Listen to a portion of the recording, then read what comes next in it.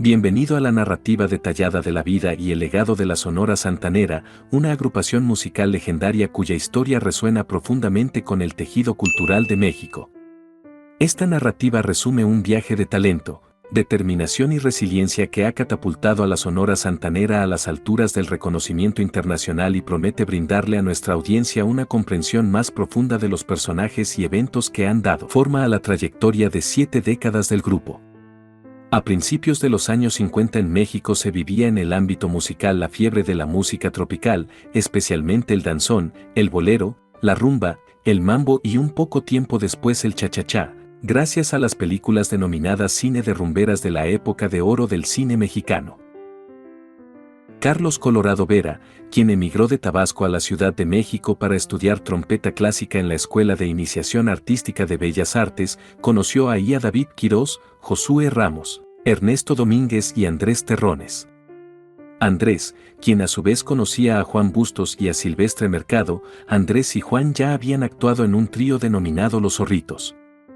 Al poco tiempo se les unió Sergio Celada y su primo Armando Espinosa, primo del suegro de Carlos Colorado, Vicente Almazán Espinosa, procedentes del son musical blanco y negro en donde ambos eran percusionistas, y el guitarrista chino-mexicano William Chiu, que a los pocos años fue sustituido por Héctor Aguilar, y es precisamente el gusto por la música y el interés de formar una agrupación musical lo que llevó a este grupo de jóvenes a concebir la idea de formar una agrupación.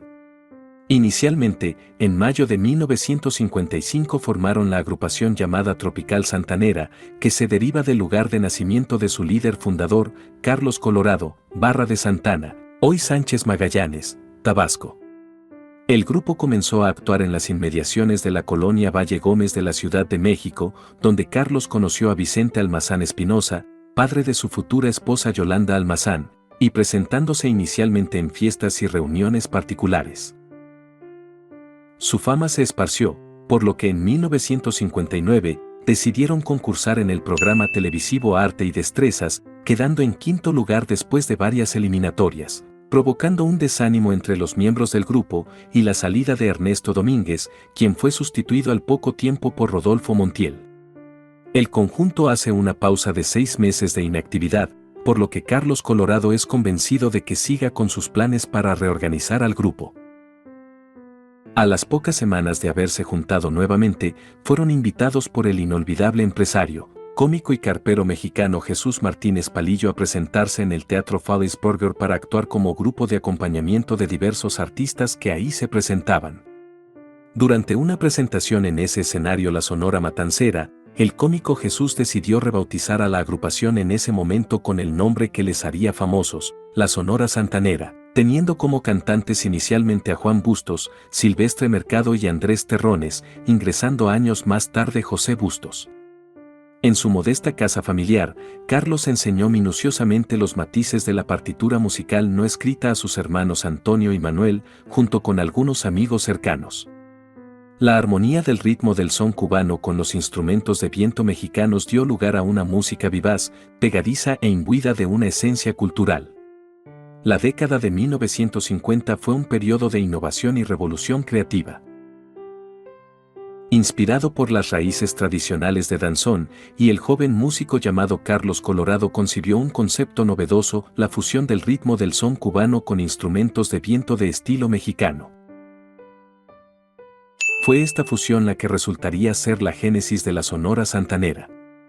En 1960, son invitados por José de Jesús Hinojosa, compositor y director artístico quien había visto y escuchado a la agrupación en su debut en el Teatro Folies, para grabar unas maquetas para la disquera CBS. Hinojosa, impresionado por la calidad musical del grupo, decidió firmarlos y agregar al grupo al pianista Antonio Casas y convertirlos en su siguiente lanzamiento.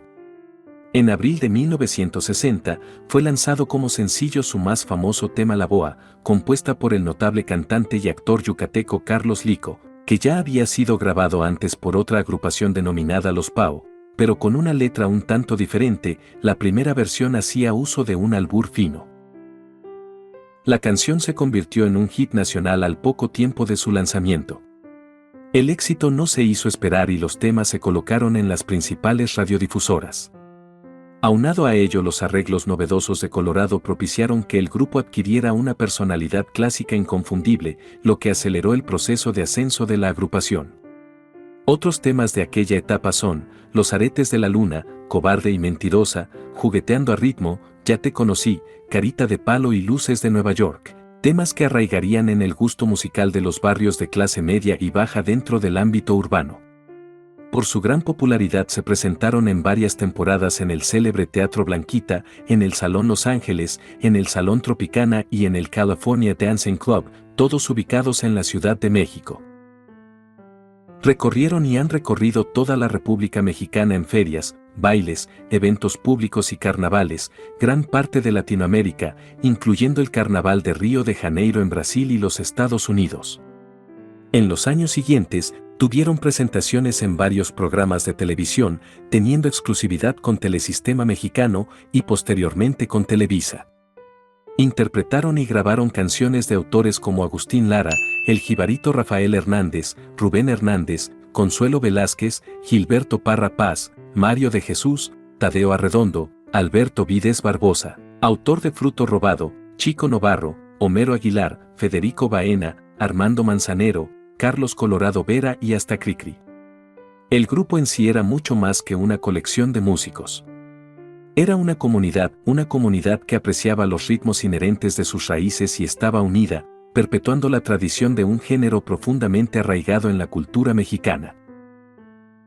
Con más de 63 años de carrera y con los registros del nombre ante el Instituto Mexicano de la Propiedad Industrial, la única internacional Sonora Santanera ha obtenido varios reconocimientos. De los más importantes es la estrella en el Paseo de la Fama de Las Vegas, Nevada, así como fueron acreedores de 2 Grammy Latino y la nominación al Grammy Americano por sus últimos discos grabados con Sony Music.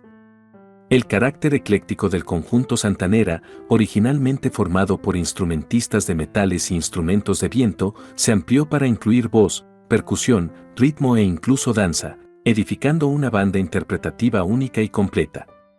A pesar de que sus horizontes musicales se ampliaron, los Santanera nunca se desviaron de sus raíces.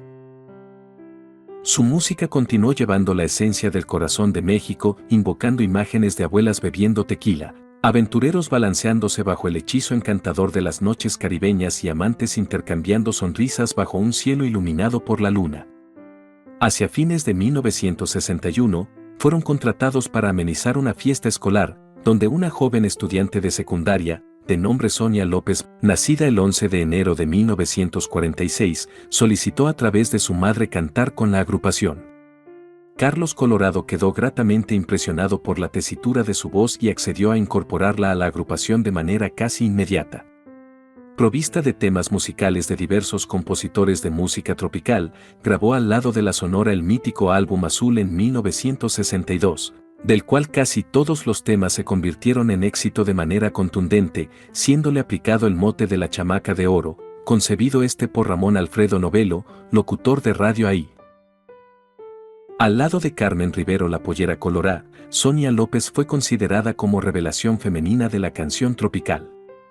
Sin embargo, mal aconsejada por su hermano, el fotógrafo Manuel López, quien realizó las primeras fotografías de la agrupación, consideró que los éxitos logrados al lado de la Sonora eran debidos a la lírica de su voz y no al acompañamiento musical de esta, por lo que en 1963 decidió abandonar a la agrupación, para incursionar en una carrera de solista, bajo una tónica musical fuertemente influida por la Sonora misma, pero con un éxito que paulatinamente fue disolviéndose.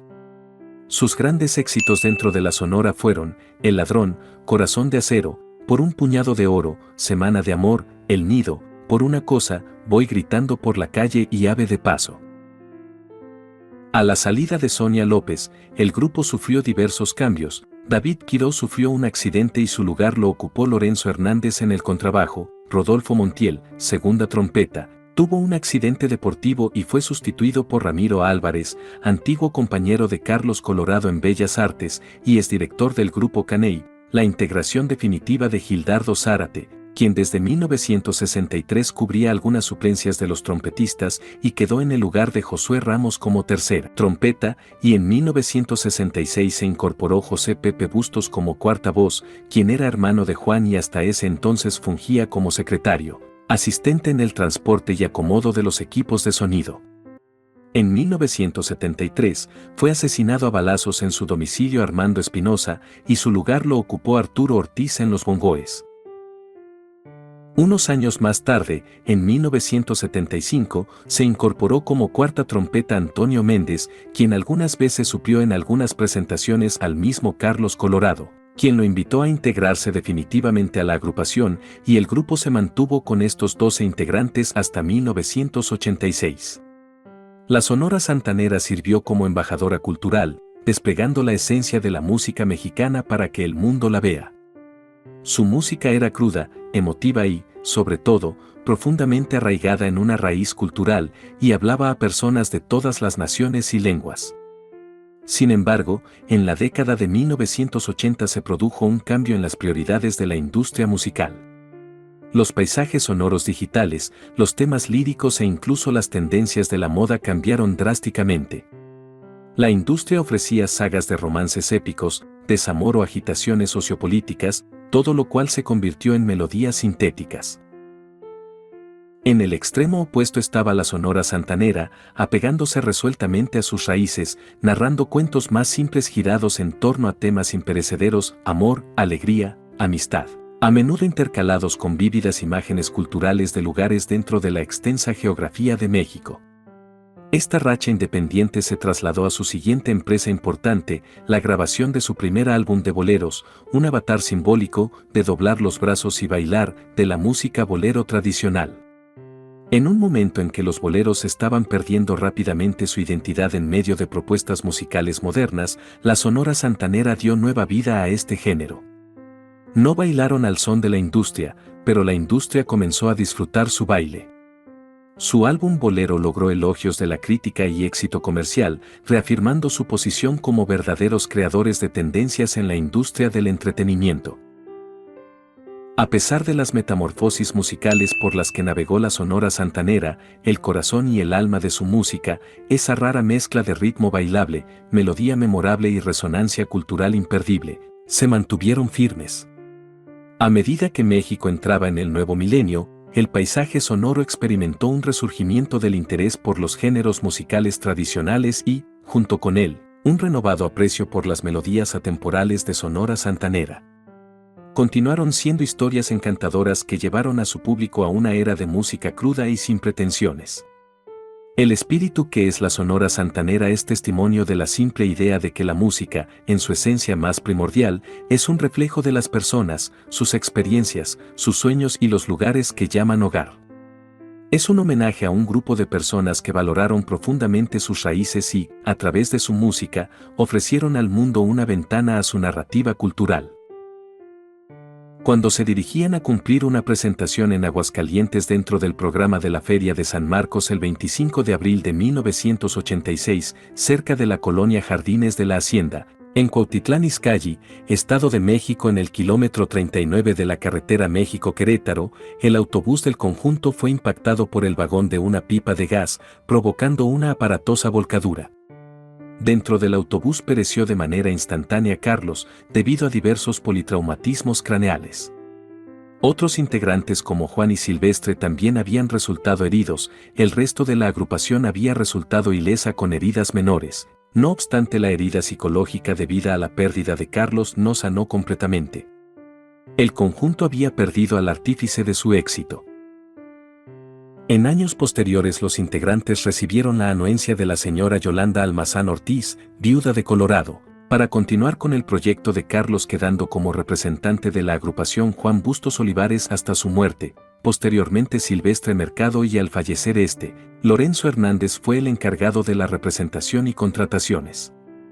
Asimismo continúan grabando discos, entre ellos, en 1993 uno llamado Como en los buenos tiempos, con 12 composiciones de Armando Manzanero, que en los años siguientes permitieron colocar diversos temas en la radio mexicana y continuar vigentes a través de actuaciones en los medios masivos y en giras y presentaciones al interior de la República.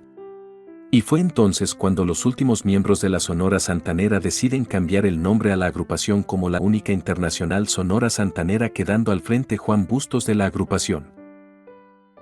El 4 de diciembre de 1994 Juan Bustos falleció de cáncer, quedando en la agrupación solamente la voz de Silvestre Mercado. El motivo fue que Andrés Terrones fue obligado por Silvestre Mercado a dejar al grupo por sus problemas de indisciplina, y José, Pepe, Bustos, se retiró del grupo luego de cumplir una promesa que le pidió su hermano Juan un poco antes de morir. Cuando Silvestre Mercado solo quedó como cantante original de la Internacional Sonora Santanera, contrató a los cantantes Pepe, Héctor y Benito. Hasta ese momento, solo Mercado y Sergio Celada continuaban como miembros originales. Sin embargo, los aún miembros restantes siguieron dentro del grupo y se cambiarían de sello discográfico de CBS a Sony Music, ya que los integrantes que quedaban quisieron hacer a un lado a Yolanda Almazán Ortiz, viuda de Colorado, ya no teniendo ningún vínculo con la agrupación, por lo que la nueva casa de la Sonora sería primeramente sello discográfico Rocío Universal, en donde grabaron dentro de los más destacados un disco en vivo en una de sus actuaciones en Los Ángeles, California. Y otro llamado Vino Mujeres y Canto, dirigido por Silvestre. Posteriormente se cambiaron a Discos Orfeón, dentro de la cual regrabaron los viejos éxitos y lanzaron otros nuevos, aunque con otras voces, lo que demerita el esfuerzo de los integrantes restantes representados por Silvestre Mercado. Silvestre murió años después, en febrero de 2001, a raíz de un mal hepático, después de que regresaron de una actuación en el pabellón mexicano de la Feria Mundial en Alemania. El 10 de noviembre de 2010, falleció el señor Sergio Celada Duarte, percusionista de la única e internacional Sonora Santanera, último fundador que junto a Carlos Colorado empezara esta trayectoria musical, un excelente percusionista de la agrupación y un gran ser humano. El 10 de junio de 2019, fallece José, Pepe, Bustos Olivares luego de una larga batalla contra el cáncer. El 20 de agosto de 2020, falleció Andrés Terrones, el fundador de la banda. Al igual que las historias atemporales contenidas en sus letras, las melodías de la Sonora Santanera se han abierto camino en el tejido de la identidad de la nación, inmortalizando al grupo como cronistas de una época pasada, al mismo tiempo que los impulsan al frente de la cultura contemporánea de México. De la franqueza del periodo colonial al fervor de los años revolucionarios, desde las noches bohemias cubanas hasta los pasos dobles mexicanos, la Sonora Santanera continúa abrazando el carácter distintivo de su nación, inscribiendo su esencia en el alma misma de la música mexicana. Un verdadero ícono de la música tradicional mexicana, la Sonora Santanera es, en esencia, un grupo que ha hecho historia al vivirla y encarnarla a través de un viaje musical que habla del pasado, presente y futuro de la cultura mexicana. Y lo más significativo es que, a pesar del ascenso y caída de los géneros musicales, la transformación de las plataformas y la evolución de la industria del entretenimiento, Sonora Santanera vive en un testimonio vivo de la perenne resistencia de la música que surge del alma y refleja el pulso de una nación. Y así, la música de la Sonora Santanera, como una canción de cuna familiar, calma el espíritu mexicano. Canta de tiempos pasados, de experiencias apreciadas como recuerdos y de un viaje que, después de todo este tiempo, apenas ha comenzado. A través de su música, el legado de la Sonora Santanera continuará su apasionada danza, eternamente entrelazada con los coloridos hilos del mosaico cultural de México, resonando a lo largo de los siglos, uniendo a la gente con alegría, rompiendo en pulsos de danza y capturando corazones, de viejos y jóvenes, a través de las arenas del tiempo. Si te gustó este video, regálame un like, comparte para ayudar a crecer este canal. Un saludo y nos vemos en el próximo video.